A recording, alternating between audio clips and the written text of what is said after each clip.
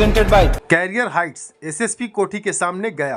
Bombay Bazaar grocery, Abdul Latif readymade sale, Al Madad Islamic school, M palace के सामने Nagbatiya road गया।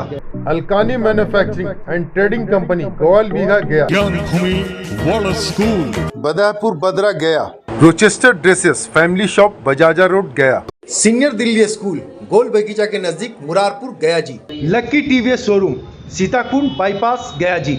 Oxbridge communication centre HDFC bank के सामने स्वराजपुरी रोड गया।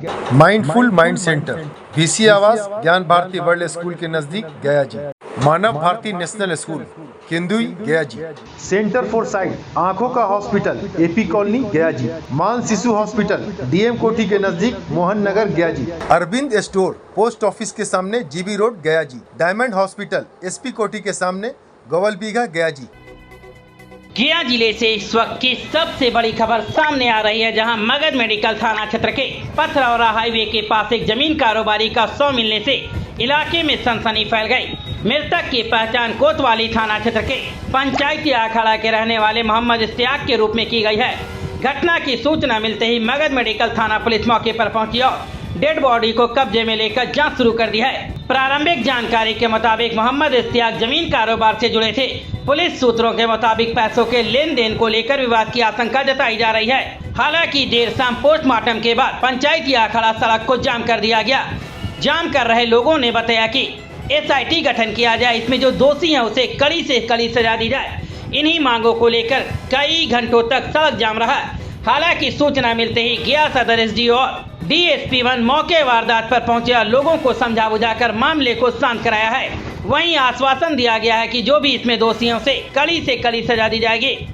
ये मामला इश्तियाक अहमद जो निहायती शरीफ लड़के जो अपना कारोबार करते हैं ज़मीन का, और कुछ लोग वहाँ पर के हैं जिसका नाम मुकेश यादव और किसी का शायद क्या नाम है मोहम्मद दिलशाद, इस तरीके के लोग जो बराबर इस तरह का ठगी कर रहे हैं और लोगों को टॉर्चर कर रहे हैं, उनको बुला करके धोखे से वहाँ पर उनका मर्डर कर दिया गया और बॉडी को बाईपास पर फेंक दिया गया।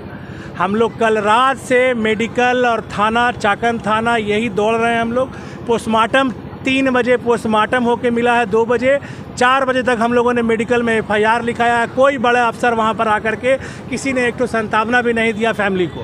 फैमिली का सीधा सा मांग है कि हमको SIT गठन कर दीजिए और हमको ना नौकरी चाहिए ना पैसा चाहिए, हमको इंसाफ चाहिए। और जो घुमा रहा 2 एक्यूज़ जो पकड़ा गया वो सिर्फ पब्लिक को घुमा रहा है और पुलिस को घुमा रहा है कि ये है तो वो है तो फलाने हैं तो धमकाने हैं, तो ये नहीं चलेगा। SIT का गठन कर दीजिए। DSP जो ट्रेनिंग DSP हैं उनको उसमें नियुक्ति दीजिए और उसका सही से जांच कर करके जो दोषी है उसको फांसी पर चढ़ाइए। यही हम लोग का मांग। सड़क हादसे में युवक की मौत, शेर घाटी में पतरा है मातम। हमजापुर के पास अज्ञात वाहन ने बाइक सवार को मारी टक्कर, पुलिस जांच में जुटी है। शेर घाटी अनुमंडल क्षेत्र में सोमवार की अहले सुबह एक दर्दनाक सड़क हादसे की खबर सामने आई है। आमस थाना क्षेत्र अंतर्गत GT रोड पर हमजापुर के समीप अज्ञात वाहन की टक्कर से एक युवक की मौके पर ही मौत हो गई। हादसे के बाद इलाके में मातम पसर गया। मृत युवक की पहचान शेर घाटी शहर के सोमाली मोहल्ला मस्जिद के मुअज्जिन जनाब मासूम साहब के छोटे बेटे अबूजर मुजाहिर उर्फ अरमगान के रूप में की गई है। जानकारी के मुताबिक सोमवार की सुबह करीब 5 बजे अरमगान बाइक से कहीं जा रहे थे। इसी दौरान हमजापुर के पास तेज रफ्तार अज्ञात वाहन ने उनकी बाइक में जोरदार टक्कर मार दी।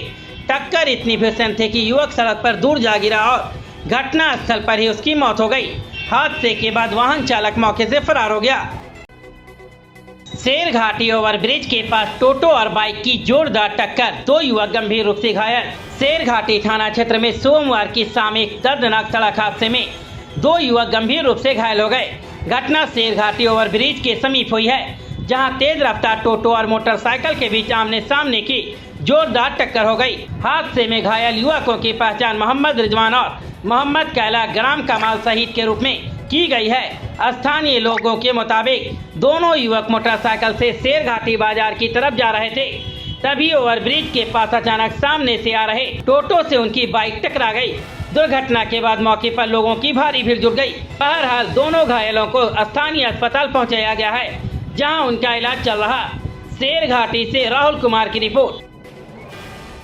गया शहर के पीपरपाती मोहल्ले में सोमवार की सुबह ड्रग विभाग और पुलिस की संयुक्त टीम ने बड़ी कार्रवाई करते हुए पूर्व सांसद के मकान में रह रहे एक किराएदार के कमरे से करीब 50 लाख रुपए की नकली एवं नशीले दवाएं बरामद की है। इस कार्रवाई से इलाके में हड़कंप मच गया। मिली जानकारी के मुताबिक टीम को गुप्त सूचना मिली थी कि मकान के एक कमरे में नकली और नशीले दवाओं का अवैध कारोबार संचालित किया जा रहा है। सूचना के आधार पर ड्रग विभाग और पुलिस ने संयुक्त रूप से छापेमारी की।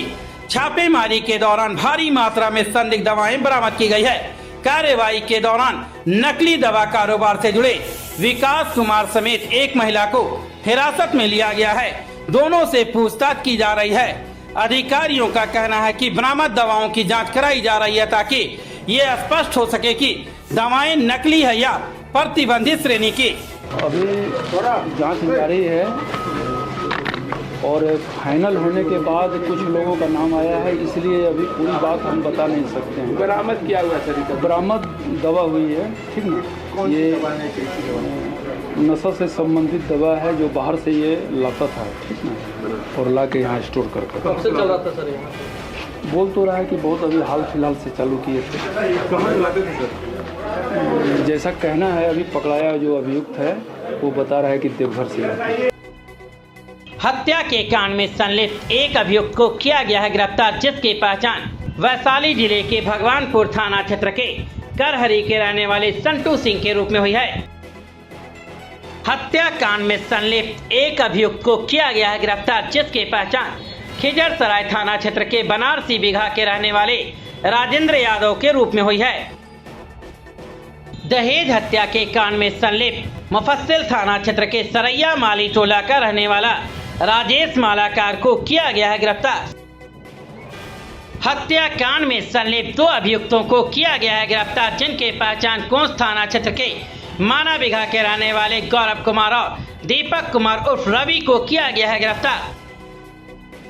गया पुलिस एवं एसटीएफ बोध गया की संयुक्त कार्रवाई में रामपुर थाना क्षेत्र से एक देसी कट्टा के साथ एक अभियुक्त को किया गया है गिरफ्तार, जिसकी पहचान नगर थाना सासाराम के ward number 32 Nurganj Baulia road के रहने वाले राजन कुमार को किया गया है गिरफ्तार। इसकी गिरफ्तारी गया के सिकलिया मोड़ बस स्टैंड के पास से हुई है, जिसके पास से एक देसी कट्टा और एक मोबाइल को किया गया है बरामद। गया जिले में शिक्षा व्यवस्था को नई दिशा देने और छात्रों के सीखने के स्तर को बेहतर बनाने के उद्देश्य से सोमवार को शेरघाटी के राजकीय मध्य विद्यालय योगापुर में परख लक्ष्यों को प्रेरक जिला बनाने को लेकर जिला स्तरीय योजना निर्माण कार्यशाला का आयोजन किया गया। कार्यक्रम जिला शिक्षा पदाधिकारी गया के मार्गदर्शन में आयोजित हुआ है, जिसमें जिले के विभिन्न प्रखंडों से पहुंचे प्रधानाध्यापकों, शिक्षकों, शिक्षा विभाग के अधिकारियों एवं कार्यक्रम से जुड़े प्रतिनिधियों ने भाग लेकर शिक्षा सुधार से संबंधित विभिन्न मुद्दों पर गहन मंथन किया है। कार्यक्रम का मुख्य उद्देश्य विद्यालयों में गुणवत्तापूर्ण शिक्षा सुनिश्चित करना, बच्चों की बुनियादी दक्षताओं को मजबूत करना तथा राष्ट्रीय शिक्षा नीति के अनुरूप आधुनिक एवं प्रभावी शिक्षण व्यवस्था विकसित करना था। कार्यशाला में इस बात पर विशेष जोर दिया गया कि केवल परीक्षा परिणाम बेहतर करना ही लक्ष्य नहीं है, बल्कि बच्चों की वास्तविक सीखने की क्षमता, तार्किक सोच और व्यवहारिक ज्ञान को भी विकसित करना जरूरी है। इस अवसर पर राजकीय मध्य विद्यालय योगापुर के प्रधानाध्यापक दिग्विजय कुमार सिंह ने कहा, शिक्षा की गुणवत्ता सुधारने के लिए शिक्षक, अभिभावक और प्रशासन के बीच बेहतर समन्वय बेहद जरूरी है। इस तरह से बच्चा एक एक क्रिकेट खिलाड़ी को याद करता है। आज हम तमाम गया जिला के प्रधानाध्यापक ये प्रोजेक्ट जो आज कार्यक्रम चल रहा है पीवीएल, हर्षित अवस्थी और शुभम सर को पूरे जान रहा है प्रधानाध्यापक। इन्होंने एक नया उमंग लाए हैं, एक नया तरंग, एक नया विवेक के माध्यम से वर्ग 6 से लेकर के 8 के बच्चों को प्रोजेक्ट के माध्यम से कैसे हम विज्ञान और गणित को बताया जा सके, इसी संदर्भ में आज मध्य विद्यालय योगापुर में कार्यशाला का आयोजन किया गया। उसका नाम है PBA, प्रोजेक्ट बेस्ड लर्निंग। उसी पर आज हम लोग का चर्चा हुआ।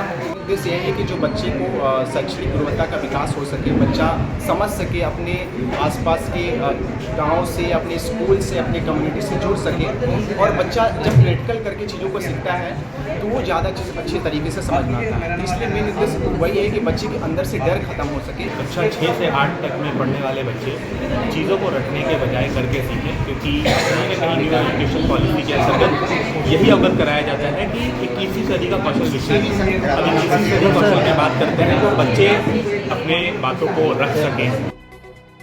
गया शहर के जाने माने समाज सेवी परवेज मंसूरी को द इंटरनेशनल अवार्ड समिट 2026 में प्रतिष्ठित TIAF एक्सेलेंस लीडरशिप अवार्ड से किया गया है सम्मानित। ये सम्मान उन्हें समाज सेवा के क्षेत्र में लगातार किए जा रहे उत्कृष्ट कार्यों तथा गरीब, असहाय और जरूरतमंद लोगों की निस्वार्थ सहायता के लिए प्रदान किया गया।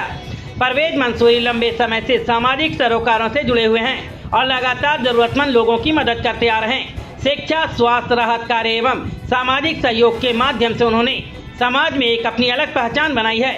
इस अवसर पर परवेज मंसूरी ने कहा, मेरे द्वारा पूर्व में किए गए सामाजिक कार्यों एवं वर्तमान में किए जा रहे सेवा कार्यों को देखते हुए मुझे ये सम्मान मिला है। यह मेरे लिए गर्व का विषय है। मैं अपने सभी शुभचिंतकों, समर्थकों एवं चाहने वालों का हृदय से आभार व्यक्त करता हूँ। ये सम्मान मुझे आगे भी समाज सेवा के लिए प्रेरित करेगा। उन्होंने आगे कहा कि वे भविष्य में भी गरीब, असहाय और जरूरतमंद लोगों की सेवा के लिए निरंतर कार्य करते रहेंगे तथा समाज के उत्थान हेतु अपना योगदान देते रहेंगे।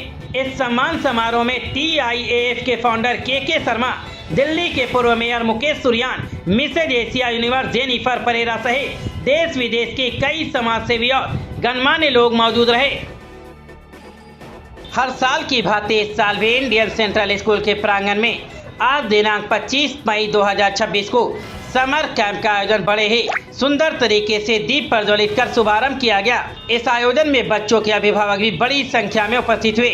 इस आयोजन को देखकर अभिभावकगण काफी प्रभावित हुए। मुख्यतः इस कार्यक्रम में बच्चों को विभिन्न प्रकार के कलाकृतियों को सिखाने के लिए शहर से प्रशिक्षित शिक्षक आकर सिखाएंगे, जैसे कि नृत्य, गाना, कराटे, योगा, एकालय, अभिनय, चित्रकारी इत्यादि। इसके साथ साथ बच्चों के मनोरंजन हेतु वाटर पार्क भी आयोजन किया गया है। उपयुक्त कलाकृतियों के अलावे साइबर सेफ्टी, नेटवर्किंग से संबंधित कला सिखाने का भी प्रबंध किया गया है। इस आयोजन में अन्य विद्यालय के बच्चे भी भाग लिए। समर कैंप आयोजन में नामांकन जारी है। जो बच्चे नामांकन करने का इच्छा रखते हैं वे विद्यालय प्रबंधन से संपर्क स्थापित कर अपना नामांकन करा सकते हैं। ये आयोजन 25 मई 2026 से शुरू होकर 5 जून 2026 तक नियमित रूप से चलेगा। अंत में काव्य गोष्ठी एवं बच्चों की कलाकृतियों के साथ इस आयोजन का समापन किया जाएगा।